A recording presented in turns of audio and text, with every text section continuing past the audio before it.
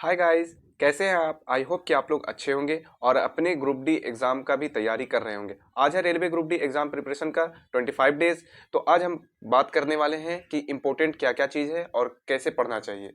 तो मैं आपको बताने वाला हूं कि रेलवे ग्रुप डी एग्ज़ाम का जो है, आज हम फिर से एक नई ऊर्जा और जोश के साथ अपनी पढ़ाई में जुटने वाले हैं। जैसा कि आप जानते हैं कि रेलवे ग्रुप डी की परीक्षा की तैयारी करना एक लंबा और मेहनत भरा सफ़र है, लेकिन अगर सही दिशा में मेहनत की जाए तो सफलता निश्चिंत है, आपको मिलेगा। तो आज की बात करते हैं। आज के ब्लॉग में हमने सबसे पहले इस बात पे बात करेंगे कि आज हमने किन किन विषयों पर ध्यान दिया और किन किन विषयों को पढ़ा।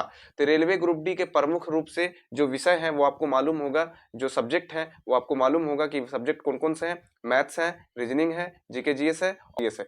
तो ये आपके 4 विषय हैं जो आपको मेंटेन करके रोज चलना है। तो आपको कैसे पढ़ना है ये भी मैं बताता हूँ। मैं तो रोज ऐसे पढ़ता हूँ जैसे कि मैंने आज गणित के दो सब्जेक्ट, गणित के मैंने 2 चैप्टर क्लियर किए। जैसे गणित में मैंने आज पढ़ा परसेंटेज और टाइम एंड वर्क। तो टाइम एंड वर्क मैंने पढ़ा, तो इसमें आपको कुछ ऐसे क्वेश्चंस आ गए जो जैसे स्पीड के, टाइम के और डिस्टेंस के, ये क्वेश्चंस भी कुछ कुछ इसमें आ जाते हैं, तो आपका कुछ कुछ क्लियर हो जाता है। उसके बाद हमने समान विज्ञान पढ़ा। समान विज्ञान में मैंने पढ़ा एसके झा से स्पीड एंड वेलोसिटी। ये चल रहा था, ये इसको मैंने पढ़ लिया। उसके बाद रीजनिंग में मैंने पढ़ा अल्फाबेटिकल, जो मैंने कल पढ़ा था, तो उससे भी कुछ कुछ क्वेश्चंस किए। उसके बाद डायरेक्शन पढ़ा। डायरेक्शन के बाद मैंने सेलुलिज्म पढ़ा। मतलब कि 2-3 चैप्टर मैं रीजनिंग से भी क्लियर करता जा रहा हूँ। और सामान्य ज्ञान से मैंने पढ़ा जनरल नॉलेज से मैंने सबसे पहले आज पढ़ा था कांग्रेस अधिवेशन, क्योंकि कांग्रेस अधिवेशन से मैंने क्वेश्चंस ज्यादा आते हैं देखा। उसके बाद कांग्रेस अधिवेशन को खत्म करने के बाद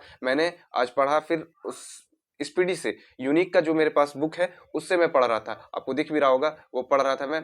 वीडियो देखिए, वीडियो क्या था ना कि सब वीडियो को जोड़ना बहुत दिक्कत होता है, इसलिए थोड़ा सा मैं दिक्कत करके जो भी है इसी में बताने की कोशिश करता हूँ। तो मैंने इस प्रकार मैंने अपनी पढ़ाई को किया। और मैं आपको एक बात बताता हूं कि आप रोजाना इसी तरह अगर पढ़ते हैं तो अपने पढ़ाई को करने के आदत को रोजाना ऐसे ही बनाएं। और लगातार मॉक टेस्ट देना जरूरी है, क्योंकि मॉक टेस्ट देंगे तभी आपका इंक्रीज होगा लेवल। और पिछले सवालों को, प्रश्नों को हल करना भी बहुत जरूरी है। पिछले वर्ष के सवालों को आप हल करेंगे तो भी आपका ज्यादा काम होगा।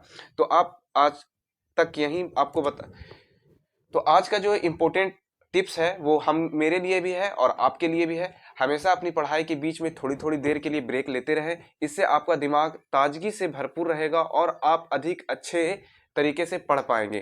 कहने का मतलब यही है कि अगर आप थोड़े थोड़े सा ब्रेक लेते हैं पढ़ाई के बीच में, 10 मिनट का, 15 मिनट का, अगर 2 घंटा लगातार पढ़ते हैं तो 10 मिनट का ब्रेक लेते हैं, तो आप फ्रेश माइंड से फिर से लगातार उतने ही मेहनत से आप पढ़ पाएंगे। तो मेरा कहने का मतलब यही है।